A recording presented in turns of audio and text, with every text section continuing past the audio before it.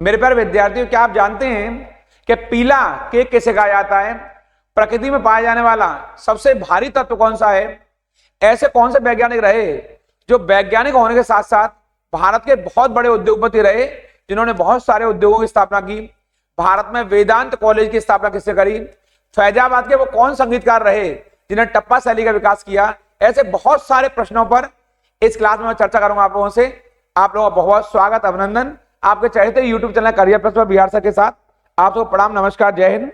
आज मैं आप लोगों को इस मॉक टेस्ट के 4 पार्ट में यहां बहुत इंपॉर्टेंट जो चर्चा करने वाला हूं आपके इसी चहेते प्लेटफॉर्म पढ़ाई की पंचायत पर। और ये हमारी इस सीरीज का पहला मॉक टेस्ट का पहला प्रश्न है। यहां दिखाई दे रहा है आपको निम्नलिखित में से प्राचीन भारत, यहां पर कि कौन सी लिपि, ये दिखाई दे रहा है आपको दाएं से बाएं, ये आपको बहुत इंपॉर्टेंट है, दाहिने ओर से बाईं ओर लिखी जाती है। क्या वो ब्राह्मी लिपि है? यहां दिखाई दे रहा है आपको। क्या शारदा लिपि है, या खरोष्ठी लिपि है, या ये नंद नागरी लिपि है? तो दो तरह की लिपियां, बाएं से दाएं और एक दाएं से बाएं, ये पूछ रहा आपसे। तो दाएं से बाएं यानी कि हम लोग कहेंगे दाहिने ओर से बाईं ओर कौन सी लिखी जाती है? तो वो लिपि हमारी खरोष्ठी लिपि है। कौन सी लिपि है? वो खरोष्ठी लिपि है हमारे, जो हमारे दाएं से बाएं लिखी जाती है यहां पर। और ये मूलतः उत्तर पश्चिम भारत में, कहां पर? उत्तर पश्चिम भारत में ये लिपि का प्रचलन था। और अशोक के समय में आपके इस लिपि का बहुत बड़े पैमाने प्रचलन भी हुआ उस समय। और जो जेम्स प्रिंसेप है, आपने नाम सुना होगा, जेम्स प्रिंसेप वो पहला ऐसा अंग्रेज रहा जो इस लिपि को पढ़ने में कामयाब रहा है। यहां से आपके ये बहुत महत्वपूर्ण है। जो ब्राह्मी लिपि है, अगर ये क्वेश्चन आए तो ये बाएं से दाएं लिखी जाती है, बाएं से दाएं लिखी जाती है। इसको थोड़ा देख लेंगे आप लोग यहां से, ये बाएं से दाएं लिखी जाती है, इसको भी देख लेंगे यहां से, ये महत्वपूर्ण आपके लिए। यानी जो अगर ऐसा क्वेश्चन आएगा दाहिने से बाएं और कौन सी लिपि लिखी जाती है, तो खरोष्ठी लिपि है। जेम्स प्रिंसेप वो ऐसा विद्वान था जो अशोक की लिपि को सबसे पहले पढ़ने में कामयाब रहा। और अशोक मौर्य वंश का वो शासक रहा जिसके अभिलेख चारों लिपियों में मिलते हैं, ब्राह्मी लिपि, खरोष्ठी, अरामाइक और ग्रीक। इसको रट लेंगे आप लोग, ये बहुत महत्वपूर्ण और इंपॉर्टेंट तथ्य आपके लिए। इस सीरीज का हमारा दूसरा प्रश्न है आपके लिए, अशोक के धम्म के मूल संदेश में क्या शामिल नहीं है? ये पूछ रहा है कि अशोक के धम्म है, उसमें क्या शामिल नहीं है? राजा के प्रति वफादारी, शांति एवं अहिंसा, बड़ों का सम्मान या धार्मिक सहनशीलता, क्या शामिल नहीं है? तो आपको जानना चाहिए इसका वो जो सही उत्तर है, वो उत्तर है आपके राजा के प्रति वफादारी, ये शामिल नहीं है इसमें आपके। यानी अशोक का धम्म वास्तव में है क्या है? तो ये एक नैतिक आचार संहिता। इसको मेरे कहने से सभी मेरे प्रिय विद्यार्थी रट लेंगे। अशोक का धम्म क्या है? एक नैतिक आचार संहिता है, ये वाला मामला। और अशोक ने अपने दूसरे और सातवें शिलालेख में, आपके दूसरे और सातवें शिलालेख में स्पष्ट तौर पर अपने धम्म की व्याख्या करी है। यहां पर इनको आप रट के जाएंगे, ये बहुत आपके लिए वेरी मोस्ट है। और ये क्या है? आपके दूसरे शिलालेख में और सातवें में वो धम्म की व्याख्या करता है, जो बहुत महत्वपूर्ण है आपके लिए। और वो सीधा बताता है कि धम्म क्या है। तो उसका कहने का अर्थ यही है आपके, धम्म एक नैतिक आचार संहिता, यानी कि शांति व अहिंसा की नीति अपनाओ, बड़ों का सम्मान करो, गुरुजनों का सम्मान करो, धार्मिक सहनशीलता रखो, जीवों पर दया करो। अशोक का धम्म बिल्कुल समाज में एक ऐसे व्यवस्था की स्थापना करता है जहां लोगों को सद्भाव और भाईचारे की भावना का विकास होता है। यानी हम कह सकते हैं अशोक का धम्म क्या है? वास्तव में एक नैतिक आचरण की जीती जागती एक बहुत बड़ी उसमें व्यवस्था का नाम रहा। इसी के चलते अशोक महान बन सका। हम लोग इस क्रम में आगे चलेंगे।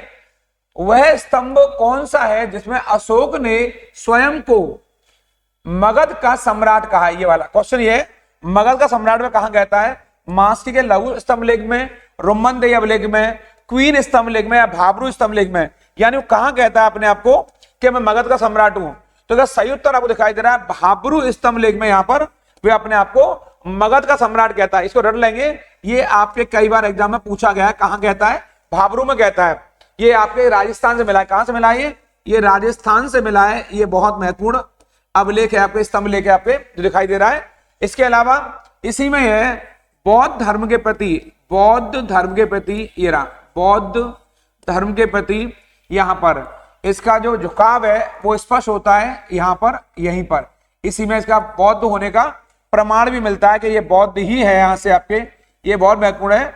और बुद्ध और धम्म और संघ के प्रति यहां पर बुद्धम धम्मम यहां पर और संघम के प्रति अपना समर्पण प्रकट करता है। आपके यहां पर इन तीनों वर्डों कर लेंगे, बुद्धम धम्मम संगामी। बुद्धम धम्मम संगामी कौन से में? भाब्रू स्तंभ लेख में यहां पर कहता है कि मैं कौन हूं, मैं मगध का सम्राट हूं। इसको आप रट लेंगे यहां से, इसी स्तंभ लेख से मालूम पड़ती है कि कौन है ये मगध का सम्राट है। इस क्रम में हम लोग आगे चलेंगे।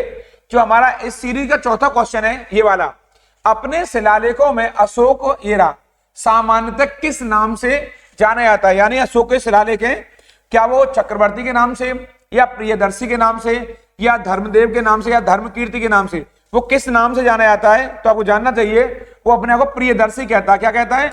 वो प्रियदर्शी कहता है, यानी कि उसने हमेशा अशोक ने अशोक के अभिलेखों में उसे देवा नाम प्रियदर्शी, ये वाला देवा नाम, इसको रट लेंगे देवा नाम प्रियदर्शी। ये रहा देवा नाम प्रियदर्शी भी कहते हैं इसको पाली भाषा में। ये रहा देवताओं का प्रिय कहता है अपने आप को, मूल इसका ये नाम है।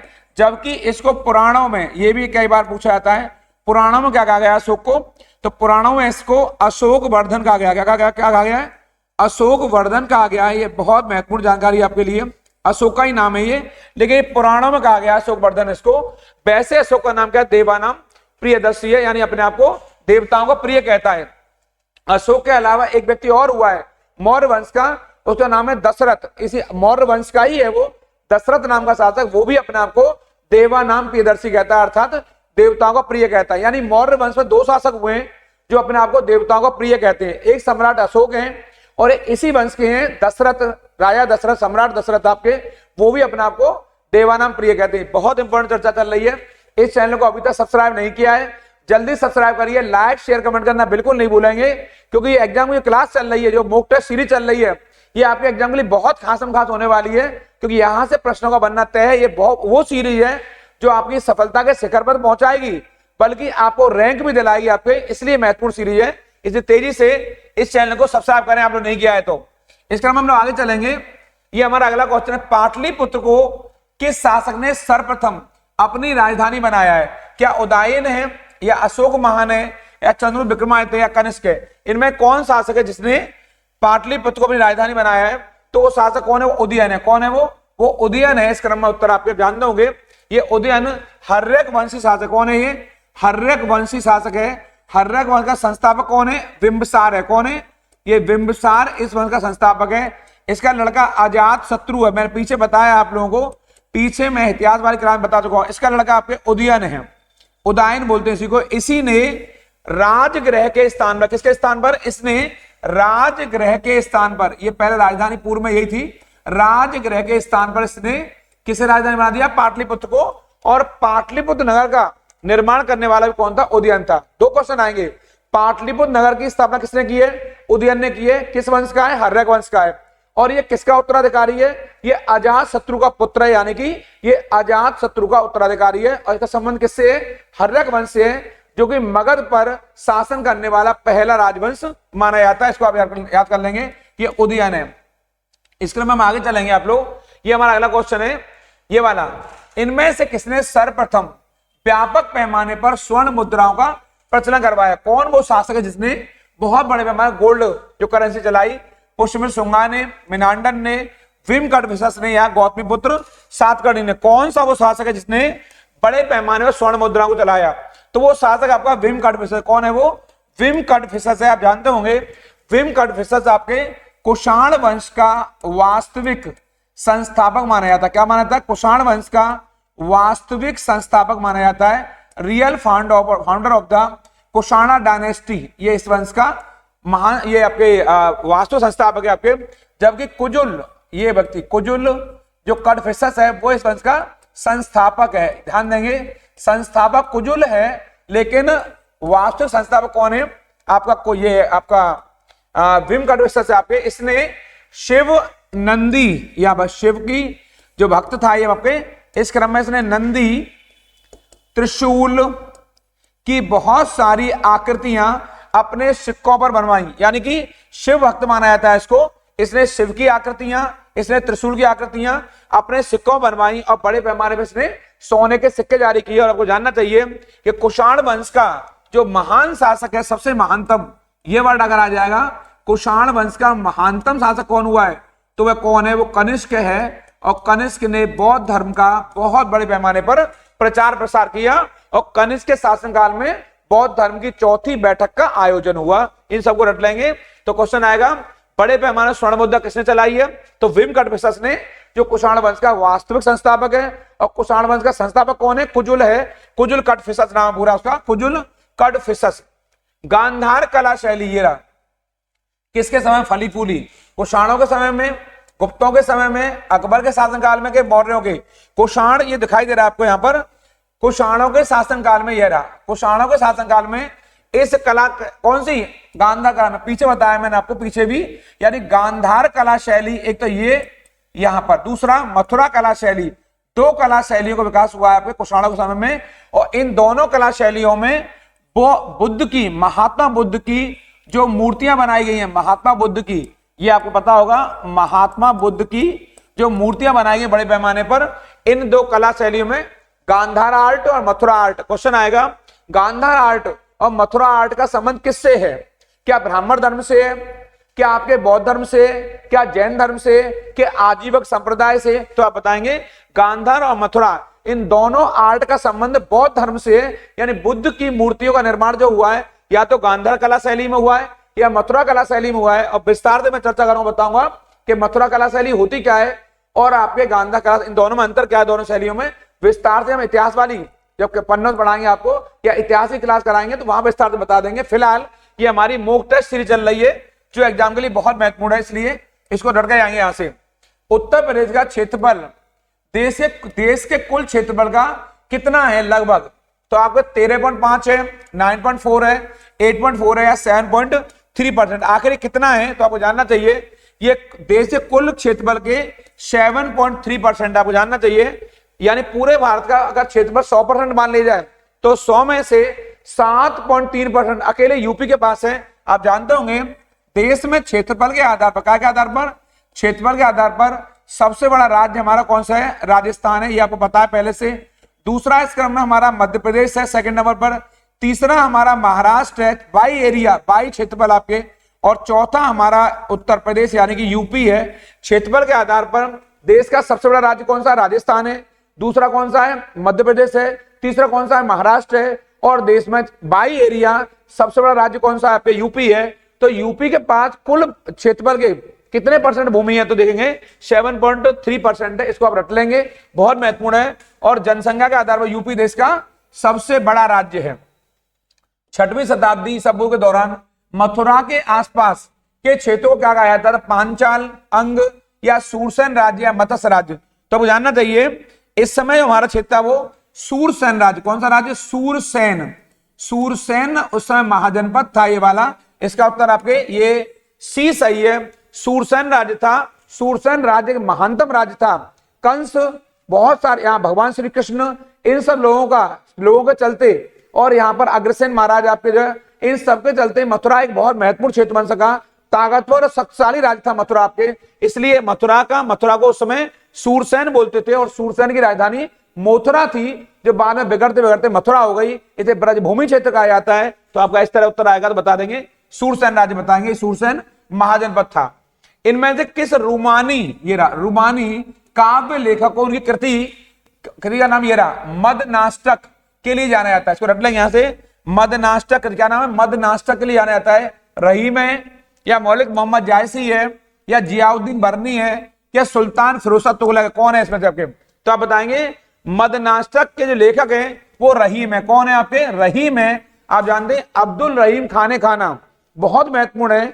इन्होंने जितना बड़ा काव्य लिखा है इनकी रट के जाएंगे। रहीम ने मदनाष्टक नामक रचना लिखी है और रहीम के दोहे किससे छुपे हुए हैं, जो रहीम उत्तम प्रकृति काकर सकत कुसंग, चंदन विष व्यापत नहीं लिपटत रहत भुजंग। आपने सुना होगा उत्तम प्रकृति के लोग जहां भी रहते हैं वो अपना प्रभाव छोड़ते हैं। रहीम ने कहा है जो रहीम उत्तम प्रकृति, अच्छे प्रकृति के लोग जहां रहते हैं ठीक उसी प्रकार से जैसे चंदन के पेड़ पर बहुत सारे सांप लिपटे रहते हैं, लेकिन चंदन के वृक्ष पर सांपों के विष का, सांप के जहर का कोई प्रभाव नहीं पड़ता है। ठीक उसी प्रकार से जो उत्तम नेचर के, बढ़िया नेचर के, अच्छे ख्यालों के लोग, अच्छे विचारों के लोग होते हैं, आप कुछ संगति में भी रहें, बुरे लोगों के साथ भी रहें, तो उन पर उनकी बुरी संगति का प्रभाव नहीं पड़ता है। रहीम के दोहों के लिए ये पूरा संसार जाना जाता है। रहीम की पुस्तक का नाम है मदनाष्टक, इसको आप रट लेंगे यहां से। इसमें आगे चलेंगे हम लोग। उत्तर प्रदेश में पहली बार 1887 में प्रकाशित होने वाला दैनिक समाचार पत्र कौन सा? हिंदुस्तान। ये हिंदुस्तान है, यहां से हिंदुस्तानी नहीं है, एक नाम आपके हिंदुस्तान है। ये बहुत महत्वपूर्ण है आपके यहां से। इस पेपर का नाम हिंदुस्तान है। यहां से हिंदुस्तान का संपादन किसने किया है? हिंदुस्तान का ये बहुत महत्वपूर्ण था आपका। यूपी से प्रकाशित होने वाला महावीर प्रसाद द्विवेदी, ये पद्मलाल पुन्नालाल बख्शी या मदन मोहन मालवीय या भारतेंदु हरिश्चंद्र। एक सही उत्तर है। चूंकि आजादी से पूर्व की बात हो रही है, भारत के आंदोलन के दौरान की बात हो रही है, जब राष्ट्रीय आंदोलन भारत में चल रहा था, ये राष्ट्रीय आंदोलन का पहला ही चरण चल रहा था। पंडित मदन मोहन मालवीय यहाँ पर, इनके नेतृत्व में इसका संपादन हुआ था हिंदुस्तान समाचार पत्र का। इसका भारत के राष्ट्रीय आंदोलन में बड़ा रोल भी है और मदन मोहन मालवीय को महामना के नाम से भी जाना जाता है। आप जानते हैं महामना मदन मोहन मालवीय बहुत इंपॉर्टेंट थे राष्ट्रीय आंदोलन में। आपका बहुत बड़ा योगदान है। आपके प्रयासों के चलते बीएचयू की स्थापना हुई, बनारस हिंदी यूनिवर्सिटी की स्थापना हुई। बनारस हिंदू यूनिवर्सिटी यानी बनारस हिंदू विश्वविद्यालय आपके प्रयासों के चलते ही वर्ष 1916 में जाकर के स्थापित हो सका। इसको आप देख लेना यहां से। ऐसे प्रश्न हमारे एग्जाम में कई बार पूछे जाते हैं। हम आगे चलेंगे। यूपी में पहली बार सभी सरकारी कार्यों के लिए हिंदी का प्रयोग करना कानूनी तौर पर लीगल तौर पर अनिवार्य कर दिया गया 1947 से, 1957 से, 1968 से या 1977 से। आपको जानना चाहिए यूपी में हिंदी में या 1968 में, वर्ष 1968 में इसको अनिवार्य कर दिया कि आपको हिंदी का प्रयोग करना ही पड़ेगा कानूनी तौर पर। अब जानना चाहिए आपको यूपी में सबसे ज्यादा पहली जो राजभाषा वो हिंदी, वो आपके हिंदी है। यहां पर ध्यान देना मित्र, आपके सबसे नंबर 1 पर कौन है? आपके ये हिंदी है नंबर 1 पर। कौन सी है? वो हिंदी है नंबर 1 पर। फिर बाद में दूसरी राजभाषा के तौर पर उर्दू को स्थान प्राप्त हुआ। किसको प्राप्त हुआ? उर्दू को स्थान प्राप्त हुआ। आपको ये जानना चाहिए यहां से। और हमारे यहां पर अगर आए यूपी में तीसरा स्थान किसका है? यहां पर यूपी बोलने वाला तो वो बांग्ला भाषा का है आपके जो है यहां पर। और उसके बाद पंजाबी भाषा का। यानी कहा जाए यूपी में अगर परसेंटेज आ जाए कि यूपी में सबसे ज्यादा कौन सी भाषा बोली जाती है, तो नंबर 1 पे हिंदी। मैं नंबर लगा रहा हूं, मैं नंबर लगा रहा हूं। नंबर 1 पे हिंदी है, नंबर 2 पर उर्दू है, नंबर 3 पर बांग्ला है और नंबर 4 पर पंजाबी है। क्रम लगाने के लिए आ जाए यूपी में लोगों द्वारा बोली जाने वाली भाषा का ये क्रम है, चाहे तो इसको याद कर लेना। और कानूनी तौर पर हिंदी को अनिवार्य किया गया वर्ष 1968 में, 1968 में किया गया है। इसमें हम आगे चलेंगे। अकबर के दरबार में मुख्य चित्रकार कौन था? ये मीर मुसव्विर है, दोस्त मोहम्मद है, दसवंत जी है या मीर सैयद अली है। इस प्रकार का प्रश्न पूछा जाएगा तो आप बताओगे अकबर के जमाने में दसवंत कौन है? वो दसवंत मुख्य चित्रकार है आपके। दसवंत है, बसावन है, ये सभी अकबर के समय के चित्रकार हैं। दसवंत हुआ, बसावन हुआ। आपको जानना चाहिए मुगलों काल में चित्रकला का स्वर्ण काल है। किसका? चित्रकला का जो स्वर्ण काल एग्जाम आता है, चित्रकला का स्वर्ण काल कहलाता है। तो आपको बताना है वो और कोई नहीं बल्कि जहांगीर है। ये आपको रट के जाना है। मुगल काल में किसका काल? चित्रकला का जो काल है वो स्वर्ण काल के तौर पर जाना जाता है। क्या बताएंगे? जहांगीर के शासनकाल को स्वर्ण काल के तौर पर देखते हैं। और अकबर के जमाने में दसवंत के अलावा बसावन भी बहुत बड़ा चित्रकार था। बसावन बहुत बड़ा चित्रकार था। इसको रट के जाएंगे यहां से। ये एग्जाम में कई बार बार एग्जाम में पूछे जाते हैं, इनको रट लेना ऐसे। इस क्रम में हम आगे चलेंगे। दसवंत तो है ही, ध्यान देना, दसवंत तो है ही, बसावन भी है और भी बहुत सारे विस्तार से चर्चा करूंगा आप लोगों से आगे। यहां खाली इनको याद कर लें। फैजाबाद के प्रमुख संगीतकार हैं, ये रहे कोई बहुत बड़े संगीतकार है आपके फैजाबाद के, जिन्होंने शास्त्रीय संगीत में टप्पा शैली, मैंने स्टार्टिंग यहीं से करी थी कि कौन है वो, क्या वो मुस्त्री बाई हैं, खुशी महाराज हैं, मेहंदी खान है, कि ठाकुर प्रसाद है, कौन है वो आपके कि जिनके चलते टप्पा शैली का विकास हुआ? खुशी महाराज। यहां से खुशी महाराज वो जिनके चलते फैजाबाद में शास्त्रीय संगीत की टप्पा शैली का विकास हुआ है। इसको इंपॉर्टेंट कर लेंगे क्योंकि इस प्रकार के एग्जाम में क्वेश्चन हमारे अक्सर पूछे जाते हैं। तो कौन शैली है? वो टप्पा शैली है, जो कि शास्त्रीय संगीत की बहुत बहुत महत्वपूर्ण शैली मानी जाती है। और इसको देने वाले कौन है? देने वाले आपके फैजाबाद के खुशी महाराज जी हैं। इनको आप यहां से याद कर लें क्योंकि ऐसे प्रश्न हमारे एग्जाम में अक्सर पूछे जाते हैं। निम्नलिखित में से बुंदेलखंड का लोकप्रिय लोकगीत कौन सा है? बिरहा है, आला है, रसिया है, कि लंगोरिया है। तो आपको जानना चाहिए बुंदेलखंड में आला, इसके अलावा और कौन सा हो सकता है? तो दो वीर थे आला और ऊदल। कौन? आला और ऊदल। इन्होंने अपने प्राणों की आहुति देकर के बुंदेलखंड के शासक क्या नाम है परमर्दी देव को उस समय बचाया आपके, जब पृथ्वीराज चौहान ने बुंदेलखंड पर आक्रमण कर दिया 1182 यानी 1182 में, और आला उदल ने अपने प्राणों को बलिदान करके बुंदेलखंड की रक्षा की। आपको जानना चाहिए इन्हीं के लिए तमाम लोकगीत बने हुए हैं, और बुंदेलखंड में आला के नाम पर, उदल के नाम पर बहुत सारे लोकगीत प्रचलित हैं। इनको आप याद कर लेंगे यहां से, ये बहुत महत्वपूर्ण है। इस समय हम आगे चलेंगे। इनमें से कौन सी नदी भारत में ब्रह्मघाट पर करनाली नदी जुड़ती है और घाघरा बन जाती है? बाद में क्या बन जाती है? घाघरा बन जाती है। राप्ती है, गंडक, शारदा या सरयू? तो क्या सही उत्तर है वो नदी और कोई नहीं बल्कि शारदा नदी है। कौन सी नदी है?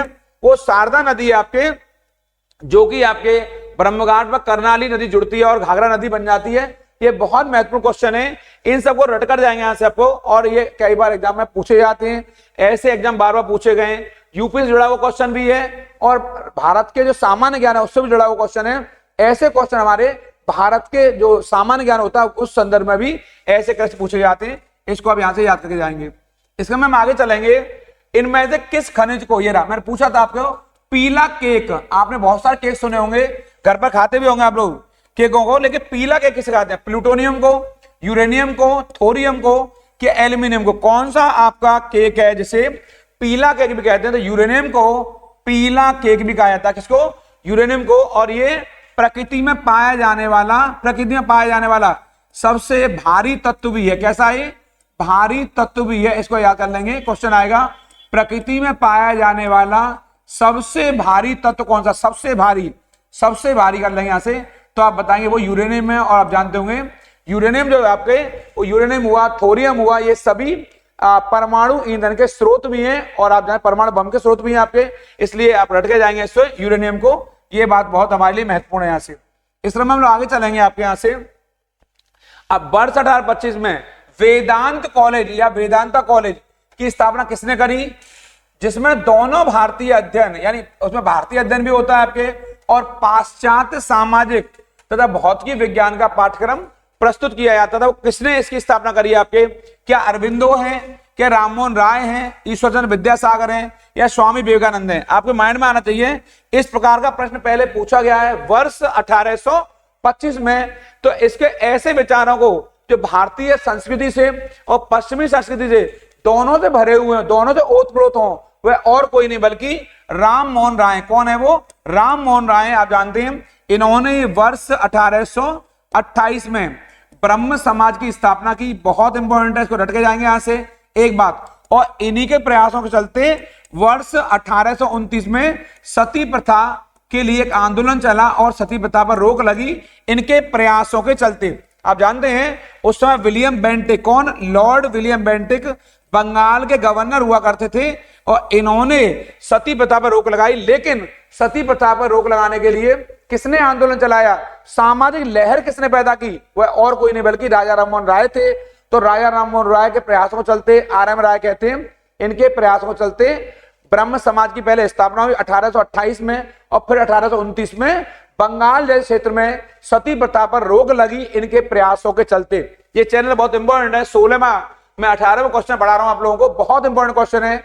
फिर कहूंगा इस चैनल को सब्सक्राइब नहीं किए हैं, जल्दी सब्सक्राइब करिए। लाइक शेयर कमेंट करना बिल्कुल नहीं भूलेंगे, क्योंकि ये एग्जाम के लिए बहुत खास क्लास है। कमेंट जरूर करिए, लिख के बताइए आपको कैसी क्लास लग रही है और आपको क्या जरूरत और पड़ रही है यहां से, जो मैं आपके लिए और करा दूं। और लाइक करना बिल्कुल नहीं भूलेंगे, और जहां तक शेयर कर सकते हैं इस वीडियो को वहां शेयर करिए, क्योंकि ये बहुत बहुत इंपॉर्टेंट क्लास है। इनमें से किस देश को पहले सीलोन कहा जाता था? मालदीव को, श्रीलंका को, मॉरिशस को, क्या सूरीनाम को? आपको जानना चाहिए जो सीलोन है वो श्रीलंका को, किसको? सीलोन कहा जाता श्रीलंका को, यानी कि श्रीलंका का पुराना नाम क्या है? सीलोन है। पहले आकाशवाणी के सीलोन से रेडियो पर समाचार आया करते थे, बहुत पॉपुलर आपके। और आप जानते हैं भारत का ये दक्षिणी राज्य है हिंद महासागर में, जो भारत के दक्षिण पूर्व में स्थित है। भारत के दक्षिण पूर्व में, भारत के ये दक्षिण पूर्व में स्थित है आपके, बिल्कुल दक्षिण पूर्व में। और भारत और श्रीलंका को कौन अलग करता है? पाक स्टेट। कौन अलग करता है? पाक स्टेट। ये भारत और श्रीलंका को अलग करता है। बार बार बोल रहा हूं, इसको रट के जाएंगे। क्योंकि ये क्वेश्चन बार बार हमारे एग्जाम पूछा गया है कि भारत श्रीलंका कौन अलग करता है, पाक स्टेट अलग करती है। इसको आप रट कर जाएंगे यहां से, ये मैं लिख भी दिया यहां पर। ऐसे क्वेश्चन हमारे एग्जाम पूछे जाते हैं। और क्वेश्चन आएगा श्रीलंका भारत के कहां स्थित है, तो भारत के दक्षिण पूर्व में। और मालदीव कहां स्थित है, तो भारत के दक्षिण पश्चिम में। दोबारा बोल रहा हूं, मालदीव कहां है, दक्षिण पश्चिम में, और श्रीलंका कहां है, दक्षिण पूर्व में। ये हमारे लिए बहुत महत्वपूर्ण है। अगला क्वेश्चन है हमारा, 1869 में कौन सी नहर रही जो भारत से यूरोप के मध्य में 7000 किलोमीटर दूरी को कम कर देती है? आपके पनामा नहर है, कील नहर है, स्वेज नहर है, कि वोल्गा डॉन नहर है? आपको जानना चाहिए, वो बहुत महत्वपूर्ण नहर है। कौन सी? स्वेज नहर है। कौन सी नहर है? वो स्वेज नहर है। 1869 बनी, और इसके बनने से भारत और यूरोप के मध्य में 7000 किलोमीटर की दूरी कम हो गई, जो आपको ऊपर दिखाई दे रहा है। ये बहुत महत्वपूर्ण है। पनामा नहर आप जानते हैं उत्तरी अमेरिका और दक्षिणी अमेरिका के मध्य में स्थित है। और कील नहर आपको पता होगी, यहां पर ये आपके जर्मनी में स्थित है। किसके मध्य स्थित है? ये जर्मनी में स्थित है। कौन सी नहर? कील नहर है। ये बहुत महत्वपूर्ण है। आपके कील नहर की बात कहा था, ये बाल्टिक सागर को किससे जोड़ती है? आपके उत्तरी सागर से। कौन सी कील नहर है? ये दो सागरों को आपस में जोड़ती है आपके। और पनामा नहर उत्तरी अमेरिका और दक्षिण अमेरिका के मध्य में स्थित है। ये बहुत महत्वपूर्ण है आपके। इसको रट लेंगे आप लोग स्वेज नहर को यहां पे। और इसी स्वेज नहर का वर्ष 1956 में राष्ट्रीयकरण कर दिया है। क्या कर दिया? राष्ट्रीयकरण कर दिया आपके इस नहर का। आपके किसने? वहां के राष्ट्रपति कर्नल नासिर ने। ये भी रट सकते हैं चाहे तो आप लोग। यहां से ऐसे क्वेश्चन पूछे गए हैं कि इस नहर का राष्ट्रीयकरण किसने किया है? वहां के शासक कहां के? मिस्र के शासक। कहां के? ये मिस्र के शासक हैं। कहां के? मिस्र को वर्तमान में इजिप्ट कहते हैं। क्या कहते हैं? इजिप्ट कहते हैं। मिस्र से हमारे बड़े अच्छे संबंध हैं। अभी पिछले 2023 में हमारे यहाँ पर जो मिस्र के राष्ट्रपति अल सीसी, वो हमारे यहाँ हमारे चीफ गेस्ट थे। और मिस्र से हमारे बहुत अच्छे राजनयिक संबंध स्थापित हुए अभी हाल के दिनों में। अल सीसी जो हमारे यहाँ पहुंचे हमारे 26 जनवरी पर गणतंत्र दिवस की परेड में। और इस बार जो आए हमारे यहाँ, जो 24 में आए 26 जनवरी को, वो फ्रांस के राष्ट्रपति हैं इमैनुअल मैक्रोन। क्या नाम है? Emmanuel Macron. इसको भी याद कर लेंगे। 23 वाला याद कर लेंगे, मिस्र के राष्ट्रपति आए। और 24 वाला याद कर लेंगे, इमैनुअल मैक्रोन आए, जो कि फ्रांस के राष्ट्रपति हैं। इनमें कौन एक वैज्ञानिक है जो वैज्ञानिक होने के साथ साथ भारत में उद्योगों की स्थापना करने में सफल रहे? क्या सीवी रमन है, जेसी बोस है, विक्रम साराभाई है, होमी जहांगीर बाबा है? मैं पुनः बोल देता हूं क्वेश्चन को। ऐसे कौन से उद्योगपति रहे जो उद्योगपति होने के, जो ऐसे कौन से वैज्ञानिक रहे जो वैज्ञानिक होने के साथ साथ एक बहुत बड़े उद्योगपति रहे, जिन्होंने भारत में बहुत सारे उद्योगों की स्थापना करी? आखिर वो वैज्ञानिक कौन से हैं? आप समझिए क्वेश्चन को। कौन सा वैज्ञानिक है जो बहुत वैज्ञानिक होने के साथ साथ भारत के उद्योगपति भी रहे, जिन्होंने भारत के विभिन्न भागों में बहुत सारे उद्योगों की स्थापना की, इंडस्ट्री की स्थापना की? वह और कोई नहीं बल्कि विक्रम साराभाई है। कौन है? विक्रम साराभाई हैं। इन्होंने बहुत सारे उद्योगों की स्थापना की। और आपने दवाइयों के क्षेत्र में बहुत बड़ा योगदान किया है। दवाइयों कई सारी फैक्ट्रियां बनी हुई हैं आपके साराभाई नाम से। आपके कई सारी दवाइयां आती, कई सारे उद्योगों की स्थापना की है। आप बहुत बड़े महानतम वैज्ञानिक भी रहे और आप बहुत बड़े उद्योगपति भी रहे, जिनके प्रयासों के चलते भारत में कई सारे उद्योगों की स्थापना हुई है। यह बहुत महत्वपूर्ण है। इस समय हम आगे चलेंगे। आ बेटर इंडिया, आ बेटर वर्ल्ड, आ बेटर इंडिया, बेटर वर्ल्ड पुस्तक किसने लिखी है? किरण बेदी ने लिखी है, एन.आर. नारायण मूर्ति ने लिखी है, सुधा मूर्ति ने लिखी है, क्या शशि थरूर ने लिखी है। बहुत महत्वपूर्ण पुस्तक है आपके। ये एन.आर. नारायण मूर्ति किसकी है? एन.आर. नारायण मूर्ति की है। आप इन्फोसिस, ये रहा, आप इन्फोसिस कंपनी के सह संस्थापक रहे हैं आपके। ये सह संस्थापक रहे हैं, बहुत इंपॉर्टेंट है आपके ये वाला। कौन? आपके एन नारायण मूर्ति, बहुत बड़े दिग्गज हैं आपके। इन्फोसिस कंपनी के जो संस्थापक हैं वो आपके कौन है? आपके वो आपके नारायण मूर्ति हैं। ये इन्फोसिस कंपनी है यहाँ पर, जो आपके लिए बहुत इंपॉर्टेंट है यहाँ पर। ये वाली कंपनी इन्फोसिस, आप जानते हैं कंप्यूटर की दुनिया में अगर तहलका किसी ने मचाया तो इन्फोसिस कंपनी ने मचाया है। और ये इन्फोसिस वही कंपनी है जो न्यूयॉर्क स्टॉक एक्सचेंज में लिस्टेड होने वाली, सूचीबद्ध होने वाली भारत की पहली कंपनी है। ध्यान देंगे, इन्फोसिस कंपनी वही है जो न्यूयॉर्क स्टॉक एक्सचेंज में लिस्टेड होने वाली है, सूचीबद्ध होने वाली भारत की पहली कंपनी रही। और इन्हीं की पुस्तक है एन नारायण मूर्ति। क्या नाम है? A better India, a better world, आपकी किताब है ये। फ़ारेनहाइट में जल का क्वथनांक, क्वथनांक माने होता है आपके बॉइलिंग पॉइंट, जो पानी हमारा पानी हमारा उबलता है, उबलने को क्वथनांक कहते हैं। एक होता है हमारे यहाँ पानी का जमना होता है, एक गलनांक होता है, एक मेल्टिंग पॉइंट होता है, फ्रीजिंग पॉइंट होता है। पानी के जमने को हम कहते हैं फ्रीजिंग पॉइंट, ये क्वथनांक है, क्वथनांक माने पानी का उबलना, कितने 100 डिग्री पर फ़ारेनहाइट, 212, 150 फ़ारेनहाइट या 244 डिग्री फ़ारेनहाइट, ये सब डिग्रियां हैं, ध्यान देंगे, ये सब डिग्रियां हैं यहाँ पर, ये सब डिग्रियां हैं, ध्यान देंगे सब बातों को। 150 डिग्री ये सब डिग्रियां हैं, 244 डिग्री सब डिग्री हैं आपके। तो इसका सही उत्तर है आपके जो बेस्ट आंसर है 212 डिग्री फ़ारेनहाइट, यानी 212 डिग्री फ़ारेनहाइट क्या है, बॉइलिंग पॉइंट है। अगर इसका जमाव बिंदु आ जाए यानी कि फ्रीजिंग पॉइंट आ जाए, फ्रीजिंग, तो आप बताएंगे 32 डिग्री फ़ारेनहाइट, ध्यान देंगे। अगर बॉइलिंग पॉइंट आएगा 212 डिग्री मारेंगे फ़ारेनहाइट में, अगर आएगा आपका जमने वाला बिंदु फ्रीजिंग पॉइंट आएगा तो 32 डिग्री मारेंगे। यहीं पर अगर ये सेल्सियस में आ जाएगा तो 0 डिग्री पे पानी जम जाता है और 100 डिग्री सेल्सियस पानी बॉइलिंग हो जाता है। अगर सेल्सियस में आएगा 0 डिग्री सेल्सियस, अगर आएगा बॉइलिंग वाला तो 100 डिग्री सेल्सियस मारेंगे, और यहां आएगा तो फ़ारेनहाइट में आएगा तो 212 डिग्री फ़ारेनहाइट में पानी उबल जाता है और 32 डिग्री पर फ़ारेनहाइट पानी जम जाता है। इनको आप याद कर लेंगे, ऐसे क्वेश्चन हमारे एग्जाम में कई बार पूछे गए। यहां से इंपॉर्टेंट कर दिया मैंने इस क्वेश्चन को, आप देख लेंगे यहां से। इनमें कौन सी बागान फसल नहीं है, कौन सी, कॉफी नहीं है, चाय नहीं है, काजू नहीं है, कि मोटे अनाज नहीं है, आपको जानना चाहिए इनमें से। कॉफी हमारी मोटे अनाज, कॉफी हमारी आपके बागानी फसल है, चाय बागानी फसल है, काजू बागानी फसल है, मोटे अनाज हमारी बागानी फसल नहीं है। सही उत्तर क्या है, मोटे अनाज। मोटे अनाज हमारी बागानी फसल नहीं है। मोटे अनाज हमारी कैसी फसल है, हमारी खरीफ की, कैसी फसल है, खरीफ की फसल है। और खरीफ की फसल में हमारे ज्वार भी शामिल है, बाजरा भी शामिल है, ज्वार भी शामिल है, ज्वार, बाजरा, ये सब आपके मोटे अनाज में, रागी, ये सब आपके मोटे अनाज में आते हैं, बहुत इंपॉर्टेंट है, ये सब मोटा अनाज है और ये सब खरीफ की फसल में शामिल होते हैं। इसको आप यहां से याद कर लेंगे। ये सब आपको तीनों दिखाई दे रहे हैं, ये बागानी फसल है तीनों आपके। इस क्रम में हम आगे चलेंगे। तूर दाल, तूर दाल का अन्य नाम क्या है, तूर का अरहर है, ज्वार है, मसूर है, रागी है। तूर दाल आप जानते होंगे, अरहर को तूर दाल भी कहते हैं, इसको रट लेंगे यहां से। ये प्रश्न कई बार एग्जाम में पूछा गया है कि तूर दाल का अन्य नाम बताइए। अरहर को तूर दाल भी कहा जाता है, इसको आप यहां से याद कर लेंगे। इसमें हम आगे चलेंगे। का प्रयोग हवा के बल, ये रहा, हवा के बल और वेग को मापने के लिए करते हैं। स्पीडोमीटर, लैक्टोमीटर, थर्मामीटर या एनीमोमीटर। तो ध्यान देना, ये जो दिखाई दे रहा है एनीमोमीटर का प्रयोग, ये रहा, सही उत्तर डी है इसका। एनीमोमीटर का प्रयोग हवा के बल और वेग को मापने के लिए किया जाता है, गति को मापने के लिए, हवा की गति को मापने के लिए एनीमोमीटर का प्रयोग किया जाता है। और स्पीडोमीटर का प्रयोग करते हैं हम लोग गति के लिए, स्पीड के लिए, वाहनों की गति के लिए, आपके वाहनों की स्पीडोमीटर का। लैक्टोमीटर का दूध की शुद्धता का, कि दूध की शुद्धता के लिए करते हैं, मैंने बताया कई बार, मैंने ऑफलाइन क्लास में पढ़ाया है। और थर्मामीटर प्रयोग करते हैं हम तापमान के लिए, ये वाला, ये सब हमारे लिए इंपॉर्टेंट है आपके, ये सब एग्जाम पूछे जाते हैं। वाहनों के लिए स्पीडोमीटर, दूध की शुद्धता लैक्टोमीटर, तापमान के लिए थर्मामीटर, और हमारे हवा के बल और वेग को मापने के लिए ये हमारा क्या है, एनीमोमीटर का प्रयोग करते हैं। बिल्कुल रट कर जाएंगे, इन सब बातों पर ढंग से पढ़ेंगे तभी प्रश्नों का उत्तर देंगे। इस क्रम में अब आगे चलेंगे। भारत में राष्ट्रीय हिंदी दिवस, ये रहा, राष्ट्रीय हिंदी दिवस कब मनाया था, 14 सितंबर को, 14 नवंबर को, 14 दिसंबर को या 14 जून को।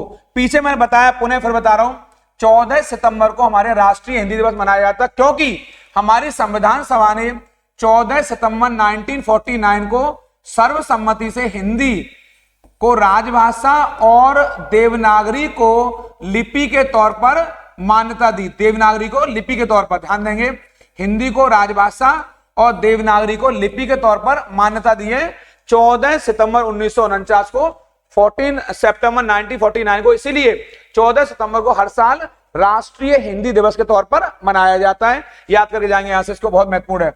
इस क्रम में हम आगे चलेंगे। अगला क्वेश्चन है, मानव अधिकारों की सार्वभौमिक घोषणा का अनुच्छेद 6, मैं 12 बता रहा हूं, क्या कहलाता है, कानून के समक्ष एक व्यक्ति के रूप में मान्यता का अधिकार, सक्षम न्यायाधिकरण द्वारा प्रतिकार का अधिकार, मनमानी गिरफ्तारी और निर्वासन की स्वाधीनता, कानून के समक्ष समानता का अधिकार, ये वाला। इस तरह पूछ रहा आपके, तो आप जानना चाहिए यहां पर, बहुत महत्वपूर्ण हमारा, कानून के समक्ष एक व्यक्ति के रूप में मान्यता का अधिकार, ये वाला, कानून के समक्ष एक व्यक्ति के रूप में मान्यता का अधिकार, ये आपका 6 अनुच्छेद स्पष्ट करता है आपके यहाँ पर, इंपॉर्टेंट है आपके एग्जाम में। आपको जानना चाहिए जो कुल घोषणा में मानव अधिकार में कितने आर्टिकल हैं, कुल आर्टिकल आपके 30 हैं। कितने, कुल आर्टिकल आपके 30 हैं। यहाँ पर इनमें से जो 6वां आर्टिकल है वो आपको कानून के समग्र व्यक्ति के रूप में मान्यता का अधिकार उल्लेख करता है। ये आपके एग्जाम के लिए इंपॉर्टेंट है और ये यूएनओ के द्वारा है। 10 दिसंबर को हर साल अंतरराष्ट्रीय मानवाधिकार दिवस के तौर पर मनाया जाता है। इसको याद कर लेंगे आप लोग यहाँ से, ये हमारे एग्जाम में कई बार पूछा गया है। यहाँ से नेशनल स्टॉक एक्सचेंज एनएसई का मुख्यालय कहाँ है? चेन्नई में है, दिल्ली में है, मुंबई में, बेंगलोर में। तो एनएसई का मुख्यालय मुंबई में। कहां पर है? एनएसई का मुख्यालय मुंबई में, बहुत महत्वपूर्ण है। और नेशनल स्टॉक एक्सचेंज की स्थापना हमारे यहां जो हुई है वो फेरवानी समिति की स्थापना, फेरवानी समिति ने सिफारिश करी, इसके आधार पर 1992 में एनएसई की स्थापना हुई है। एनएसई नेशनल स्टॉक एक्सचेंज की स्थापना किस समिति के आधार पर? इसका नाम है फेरवानी समिति। इस समिति ने राष्ट्रीय स्टॉक एक्सचेंज की स्थापना का सुझाव दिया, सिफारिश की, और इसी फेरवानी समिति की सिफारिशों के आधार पर वर्ष 1992 में 1992 में एनएसई की स्थापना हुई, जिसका मुख्यालय मुंबई में स्थित है। इसमें आप आगे चलेंगे। एक रंग बिरंगा बहुत इंपॉर्टेंट और मंत्रमुग्ध कर देने वाला मेला जो प्रत्येक वर्ष यूपी के मेरठ में लगता है, वो होली के कुछ ही दिन बाद लगाया जाता है। आखिर उस मेले को क्या कहते हैं? कुंभ मेला, नौचंदी, गंगा या सीकरी? इसका बिल्कुल बहुत अच्छा उत्तर है, आपके माइंड में आ गया होगा। मेरठ में नौचंदी का मेला। कौन सा मेला? मेरठ में नौचंदी का मेला लगता है, जो जस्ट होली के बाद किया जाता है। ये इतना रंग बिरंगा है, इतना मन को मोहने वाला है। यहाँ ना सिर्फ आपके मेरठ के बल्कि यूपी के बल्कि भारत के बहुत सारे लोग यहाँ पे घूमने के लिए जाया करते हैं। ये नौचंदी का मेला जो कि मन को मोहने वाला है। एंटीबायोटिक पेनिसिलिन ये रहा की खोज किसने की है? आपके आर्किमिडीज ने, अलेक्जेंडर फ्लेमिंग ने, अलेक्जेंडर ग्राहम बेल ने या लुई पास्चर ने? तो ये पेनिसिलिन का जो विकास किया है आपके, वो अलेक्जेंडर फ्लेमिंग ने। किसने किया है? अलेक्जेंडर फ्लेमिंग ने। ये दुनिया की पहली एंटीबायोटिक, क्या ये दुनिया की पहली एंटीबायोटिक दवाई है आपके। इसको आप पहले तो यहां से लिखेंगे आप लोग, जो बड़ी काम की बात है। दुनिया की पहली एंटीबायोटिक दवाई कौन सी है? पेनिसिलिन है, पहली बात तो। दूसरी बात, फ्लेमिंग को इसके कार्य के लिए वर्ष 1945 में नोबेल अवार्ड मिला। क्या मिला? नोबेल अवार्ड मिला है चिकित्सा के क्षेत्र में। क्या के क्षेत्र में? चिकित्सा। भले ही इन्हें अवार्ड संयुक्त रूप से मिला है 1995 में चिकित्सा के क्षेत्र में, क्योंकि आप बहुत बड़े जीव वैज्ञानी, बहुत बड़े आपके चिकित्सा के जानकार रहे, मेडिसिन के जानकार रहे आप जो है अलेक्जेंडर फ्लेमिंग। आपके प्रयासों के चलते ही दुनिया को पहली एंटीबायोटिक दवाई मिली, उसका नाम है पेनिसिलिन की दवाई। इसके बाद में लाइन लग गई एंटीबायोटिक दवाई की। ये प्रतिजैविक दवाइयां हैं जो कि हमें बहुत जल्दी लाभ पहुंचाती हैं। आपके प्रयासों के चलते ही दुनिया को पहली एंटीबायोटिक दवाई मिली है। इन्हीं के कार्यों के लिए आपको 1945 में नोबेल के चिकित्सा पुरस्कार से संयुक्त रूप से सम्मानित किया गया है अलेक्जेंडर फ्लेमिंग को। और ग्राहम बेल जानते हैं आप जो है, आपको टेलीफोन के लिए जाना जाता है।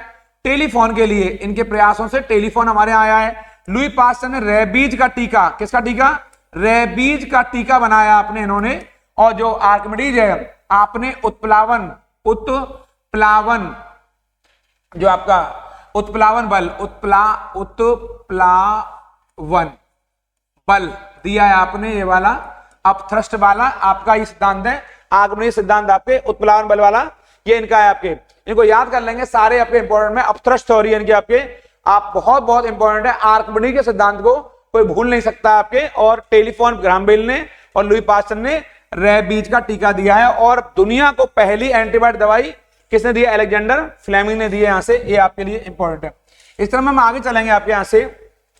अगला हमारा प्रश्न है आपके ये वाला प्रश्न है हमारा भारतीय संविधान की, ये रहा भारतीय गणराज्य की आधिकारिक भाषाओं में, ये रहा आधिकारिक भाषाओं की सूची प्रदान करती है, यानी राजभाषाओं की 11वीं, 4थी, 12वीं, 8वीं, यानी आधिकारिक भाषाओं के तौर पर हमारे संविधान की 8वीं अनुसूची है जो कि आधिकारिक भाषाओं की बात करती है। आपके यहां पर 22 राजभाषाओं का उल्लेख हुआ है। कितने भाषाओं का? 22 राजभाषाओं का उल्लेख हुआ है।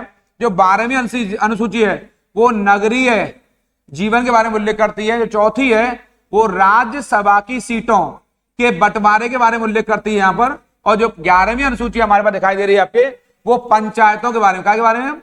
वो पंचायतों के बारे में उल्लेख करती है। यानी कि 11वीं आएगी तो पंचायत मारेंगे, चौथी आएगी तो राज्यसभा की सीटें मारेंगे, 12वीं आएगी तो नगरीय संस्थाओं के बारे में मारेंगे, और 8वीं आएगी तो राजभाषाओं के बारे में मारेंगे, बहुत बड़ी इंपॉर्टेंट है यहां से आपके जो है। इस क्रम में हम आगे चलेंगे आप लोग। अगला क्वेश्चन हमारा, इनको डट के जाएंगे। 12 अनुसूचियां हैं, मूल संविधान में 8 अनुसूचियां थी, 4 अनुसूचियां बाद में जुड़ी। अनुसूचियों को संविधान में शेड्यूल्स कहते हैं। शेड्यूल हमारे 8 से 12 हो गई, मैंने बता दिया। 11 में पंचायतें हैं, 4वीं में राज्यसभा की सीटों का बंटवारा है, 12वीं में नगरीय संस्थाएं हैं और 8वीं में आपके राजभाषाएं। इसको आप यहां से याद कर लेंगे। इस क्रम में जो हमारा अगला प्रश्न है आपको यहां से, वो अगला प्रश्न हमारा ये रहा, इनमें से किसकी नियुक्ति भारत के राष्ट्रपति द्वारा नहीं की जाती है? उच्चतम न्यायालय के न्यायाधीश, महाधिवक्ता, राज्यपाल या महान्यायवादी? ये प्रश्न बहुत इंपॉर्टेंट है, मुझे बहुत अच्छा प्रश्न लगा है आपको बताने के लिए। ये वाला बहुत इंपॉर्टेंट क्वेश्चन है। राष्ट्रपति किसकी नियुक्ति नहीं करते? आपको माइंड में आ रहा होगा, आप गैस करिए फटाफट तेजी से, किसकी नियुक्ति राष्ट्रपति नहीं करते हैं? उच्चतम न्यायालय के न्यायाधीश की, महाधिवक्ता की, राज्यपाल की, क्या महान्यायवादी की? तो महाधिवक्ता की नियुक्ति राष्ट्रपति नहीं करते हैं। ये एडवोकेट जनरल ऑफ स्टेट होता है, एडवोकेट जनरल ऑफ स्टेट होता है आपके व्यक्ति, आपके यहां से। इसकी नियुक्ति कौन करता है? इसकी नियुक्ति राज्यपाल करते हैं। गवर्नर ऑफ स्टेट यानी राज्य में जो राज्यपाल होते हैं वो इनकी नियुक्ति करते हैं। बाकी का दिखाई दे रहा है, सुप्रीम कोर्ट के न्यायाधीश राष्ट्रपति, राज्यपाल की राष्ट्रपति, और जो एजीआई है जो हमारा अटॉर्नी जनरल ऑफ इंडिया है, इसकी नियुक्ति, इन सबकी नियुक्ति राष्ट्रपति करेंगे, लेकिन महाधिवक्ता की नियुक्ति राष्ट्रपति नहीं करेंगे। आपको लग गया होगा प्रश्न कितने खास हैं, कितने इंपॉर्टेंट है, इसलिए कह रहा हूं। जो अभी तक चैनल को सब्सक्राइब नहीं किया है जल्दी सब्सक्राइब करिए, लाइक शेयर कमेंट करना बिल्कुल नहीं भूलेंगे, क्योंकि ये बहुत आपके लिए इंपॉर्टेंट क्लास होने जा रही है। पहले भारतीय राज्य का नाम बताइए जिसके प्रत्येक परिवार में कम से कम एक सदस्य के पास बैंक खाता अवश्य है। क्या वो महाराष्ट्र है, हरियाणा है, हिमाचल है या केरल है? आपको देख, इसका उत्तर तो आपको सबको पता होगी। वो देश का वही राज्य हो सकता है जहां पर सबसे अधिक पढ़े लिखे लोग होंगे, यानी कि केरल में। केरल वो राज्य हमारा जहां हर परिवार में एक सदस्य के पास बैंक खाता अवश्य है, यानी हर व्यक्ति बैंकिंग सेवाओं से सीधे जुड़ा हुआ है। आप जानते हैं केरल में ही सबसे अधिक साक्षरता की दर है। हाईली लिटरेट अगर स्टेट को आ जाएगा पे सबसे ज्यादा पढ़ा लिखा राज्य कहा जाएगा तो आप केरल ही मारेंगे। इसका उत्तर केरल सही है यहां से। अगला क्वेश्चन है, उस वाहिनी का चयन करें जो मूत्राशय के से मूत्र को शरीर से बाहर निकालती है। कौन सा पार्ट है आपके? क्या वो यूरेथरा है, क्या वो यूरेटर है, क्या ब्लेडर है, क्या आपके रेनिल पेल्विस है आपके यहां से? तो क्या सही उत्तर है आपके जो मूत्राशय से मूत्र को यानी यूरिन को शरीर से बाहर करता है, तो क्या उत्तर है? यूरेथरा। क्या नाम है उसका? यूरेथरा नाम है उसका। यूरेथरा हमारे शरीर से पेशाब को बाहर करता है। आप जानते हैं अगर शरीर से यूरिन बाहर नहीं होगा तो बहुत सारे विषैले तत्व हमारे शरीर में रह जाएंगे और उन विषैले तत्वों को चलते शरीर को बहुत सारी बीमारियां होंगी। इसलिए वो यूरेथरा है जो कि मूत्र को शरीर से बाहर करता है। इसको आप यहां से याद कर लेंगे। इस क्रम में हमारा अगला क्वेश्चन है, राष्ट्रीय शिक्षा दिवस ये रहा, ये प्रत्येक वर्ष मनाया जाता है 27 अक्टूबर को, 4 मार्च को, 17 सितंबर को या 11 नवंबर को। ध्यान देंगे बात पर, ये मैं आपको राष्ट्रीय शिक्षक दिवस नहीं बता रहा हूं, मैं बता रहा हूं राष्ट्रीय शिक्षा दिवस कब मनाया जाता है। तो 11 नवंबर को ये हर साल मनाया जाता है राष्ट्रीय शिक्षा दिवस। अगर शिक्षक दिवस आएगा तो 5 सितंबर को। ध्यान देंगे यहां पर, अगर यहीं पर आया था राष्ट्रीय शिक्षक दिवस कब मनाया जाता है, यहां पर अगर यह आ जाएगा तो कब मनाया जाता है? प्रत्येक वर्ष 5 सितंबर को मनाया जाता है। ले वो क्या कह रहा है? वो राष्ट्रीय शिक्षा दिवस कह रहा है क्योंकि 11 नवंबर को 11 नवंबर 1888 को यहां पर हमारे भारत स्वतंत्र भारत के पहले शिक्षा मंत्री, स्वतंत्र भारत के पहले शिक्षा मंत्री कौन? मौलाना अबुल कलाम आजाद। मौलाना अबुल कलाम आजाद का जन्म हुआ था। ये भारत के पहले शिक्षा मंत्री हैं स्वतंत्र भारत के, और आपने भारत के राष्ट्रीय आंदोलन में बहुत बड़ा रोल प्ले किया है, बहुत बड़ी भूमिका रही है। और आपको मरणोपरांत वर्ष 1992 में देश के सर्वोच्च नागरिक सम्मान कौन सा? भारत रत्न से सम्मानित भी किया गया है। ये क्वेश्चन बड़ा इंपॉर्टेंट है। भारत रत्न से यानी मरणोपरांत मिला आपको, ये मरने के बाद मिला, क्योंकि मैं पीछे बता चुका हूं आप भारत रत्न के बहुत बड़े विरोधी रहे हैं आपके। इनका मानना था कि भारत रत्न कभी भी आपके उन लोगों को नहीं दिया जाना चाहिए जो सरकारी संस्थाओं से जुड़े हुए हैं या सरकारी पदों पर बैठे हुए हैं, उन्हें नहीं मिलना चाहिए। लेकिन मरणोपरांत इनके परिवार वालों ने सम्मान को स्वीकार किया। वर्ष 1992 में मौलाना अबुल कलाम आजाद को 1992 में भारत रत्न पुरस्कार मिला। स्वतंत्र भारत के आप पहले शिक्षा मंत्री हैं। आपका जन्म 11 नवंबर 1888 को हुआ है, 1888 को हुआ है। आपको इसी के चलते आपके जन्म दिवस को राष्ट्रीय शिक्षा दिवस के तौर पर प्रत्येक वर्ष मनाया जाता है। अगर राष्ट्रीय शिक्षा दिवस आएगा तो 5 सितंबर को, इसलिए हमारे सर्वपल्ली जो हमारे राधाकृष्णन जी हैं, जो देश के पहले उपराष्ट्रपति भी हैं, उनके जन्मतिथि के अवसर पर राष्ट्रीय शिक्षा दिवस राष्ट्रीय शिक्षक दिवस मनाया जाता है। तो शिक्षा आएगा तो 11 नवंबर मारेंगे और शिक्षक आएगा तो 5 सितंबर मारेंगे, दोनों में अंतर कर लेना यहां पर। इस तरह में हम आगे चलेंगे। आपके ये संसद द्वारा 8 सितंबर 2016 को संविधान के कौन से अधिनियम के अंतर्गत 2016 के जीएसटी ये वाला को अधिनियम पारित किया गया? जीएसटी गुड्स सर्विस टैक्स को पारित किया गया 97, 84, 101, 114। इनको रटकर जाएंगे। ये 101वां ये संविधान संशोधन अधिनियम है। ये रहा, मैं बोल चुका हूं पहले भी, 101 कॉन्स्टिट्यूशनल अमेंडमेंट एक्ट है। इसके अंतर्गत ही इसे कानूनी रूप दिया गया है और जीएसटी को 1 जुलाई वर्ष 2017 को पूरे भारत में लागू कर दिया गया है। पूरे भारत में लागू किया गया है। इस समय देश के राष्ट्रपति कौन है? प्रणब मुखर्जी, महामहिम प्रणब मुखर्जी। ये देश ने बाद में भारत रत्न से आपको सम्मानित भी किया। किसको? प्रणब मुखर्जी को। आप भारत रत्न प्राप्तकर्ता व्यक्ति हैं प्रणब मुखर्जी जी। आपके उस समय और प्रधानमंत्री हमारे यशस्वी श्री नरेंद्र मोदी जी के चलते ये हमारे लागू हुआ है। एक देश एक कर एक बाजार, जीएसटी माने गुड्स सर्विस टैक्स यानी वस्तु सेवा कर। लेकिन अगर बिल का नाम आएगा, क्या जीएसटी कौन सा बिल रहा है, तो बताएंगे 122वां बिल रहा है। कौन सा बिल रहा है? CAB कॉन्स्टिट्यूशनल अमेंडमेंट बिल 122वां रहा है। अगर बिल का नाम आएगा, ये कौन सा बिल है? बिल माने विधेयक है। अगर विधेयक आएगा तो 122 मारेंगे। लेकिन अगर एक्ट आएगा, आप जानते हैं एक्ट माने कानून होता है। अगर बिल आएगा तो 122 मारेंगे, विधेयक कहते हैं हिंदी में इसको। लेकिन कानून आएगा, ये एक्ट है, अगर एक्ट आएगा तो 101वां मारेंगे। ये इसका उत्तर ये सही है। इसको इंपॉर्टेंट करेंगे, थोड़ा अंतर कर लेंगे। अगर विधेयक आएगा तो 122वां मारेंगे, बिल आएगा तो, कानून आएगा, एक्ट आएगा तो 101वां मारेंगे। ये बहुत हमारे लिए इंपॉर्टेंट है। ऐसे प्रश्न हमारे एग्जाम में अक्सर पूछे गए हैं। ये इस सीरीज का अंतिम क्वेश्चन है हमारा 38वां। कौन सा जिला उत्तर प्रदेश के बुंदेलखंड जिले से संबंधित है? क्या फतेहपुर है, जौनपुर है, महोबा है कि श्रावस्ती? यानी कि बुंदेलखंड क्षेत्र में इनमें से कौन सा जिला है? मैंने पहले ही कहा है, पहले प्रश्न के नेचर को समझेंगे, पूरे प्रश्न को पढ़ेंगे, पढ़ने के बाद पूछेंगे, देखेंगे आखिर हमसे एग्जामिनर क्या पूछना चाह रहा है, क्या चाहता है वो हमसे। तो वो चाहता है बुंदेलखंड क्षेत्र में कौन सा जिला नहीं है, तो महोबा इनमें से बुंदेलखंड में शामिल नहीं है। मैं पहले बता चुका हूं, बुंदेलखंड में आपके झांसी, ये बहुत महत्वपूर्ण बता रहा हूं, ललितपुर, ऐसे कुछ जिले हैं आपके, ललितपुर, ये वाला, बांदा, महोबा, चित्रकूट, हमीरपुर, ये कुछ ऐसे जिले हैं आपके यूपी के जो काय में आते हैं, बुंदेलखंड में काय में आते हैं। ये सभी बुंदेलखंड में आते हैं आपके यहां से। इन सारे जिलों को बुंदेलखंड में शामिल किया गया है। तो महोबा आपके सामने आ गया है, ये आपके बुंदेलखंड जिले से संबंधित है। इन सभी जिलों को याद करके जाएंगे। ये सारे जिले बुंदेलखंड जिले में शामिल हैं। ये बांदा है, ये सारे जिलों को रट लेंगे। इस चैनल को अभी तक भी सब्सक्राइब नहीं किया है तो फिर कहूंगा सब्सक्राइब कर लीजिए। लाइक शेयर कमेंट करना बिल्कुल नहीं भूलेंगे। मैं इसलिए कह रहा हूं, अगर इसको सब्सक्राइब कर लेंगे तो ऐसी क्लास मेरी लगातार मिलती रहेंगी।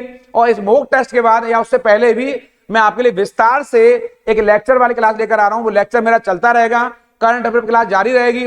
अन्य जो एग्जाम आ रहे हैं यूपीएसआई, आरपीएफ एसआई और आपके रेलवे एनटीपीसी के लिए बहुत सारे एग्जाम हमारे यहाँ बन रहे हैं, उन सब पर मैं स्पेशल क्लास लेकर आ रहा हूं आपके लिए। लेकिन चैनल को सब्सक्राइब करेंगे तभी मेरा नोटिफिकेशन आप तक जल्दी पहुंच पाएगा। उन लोगों का जरूर ख्याल रखेंगे जो आपका ख्याल रखते हैं। प्रणाम, नमस्कार।